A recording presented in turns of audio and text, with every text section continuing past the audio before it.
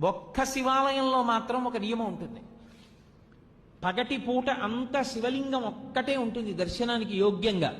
సాయంకాలం అయిపోతే సాధారణంగా కవచం పెట్టేస్తారు. కవచము అంటే రూపాన్ని పెట్టేస్తారు. ఇగో ఈ వెనకాతల ఉన్న రూపం ఎలా ఉంటుందో అటువంటి దాన్ని శివలింగానికి తొడిగేస్తారు. ఒకసారి కాని శివలింగానికి కవచం తొడిగారా ఇక మీరు నంది యొక్క శృంగముల నుండి చూడకూడదు. అలా కాని కవచం తొడిగి లేదా మీరు తిన్నగా నిలబడి శివలింగాన్ని చూడకూడదు.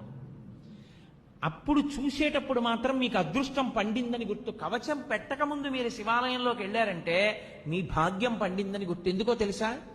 ఈ సమస్త ప్రపంచమునందు కేళి చేసే శివస్వరూపం దర్శనం అవ్వాలంటే నందీశ్వరుడికి ఆయన ఇలా ఉంటే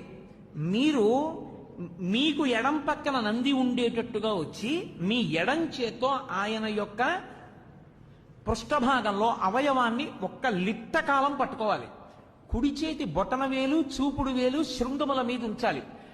ఉంచి వృషస్య వృషణం స్పృష్ట్వా శృంగమధ్యే శివాలయం దృష్ట్వా క్షణం నరోయాతి కైలాసే శివదర్శనం.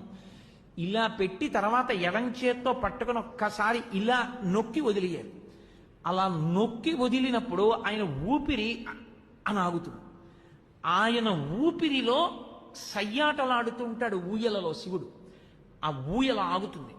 ఆగినప్పుడు ఆ శివలింగాన్ని ఒక్కసారి చూసిన వారెవరో వాడు కైలాసమునకు వెళ్ళి పరమేశ్వర దర్శనం చేశాడని వేస్తారు ఖాతాలో. అది శైవాగం. కైలాసే శివం దృష్ట్యా కైలాసమునందు పరమశివ దర్శనం చేశాడు.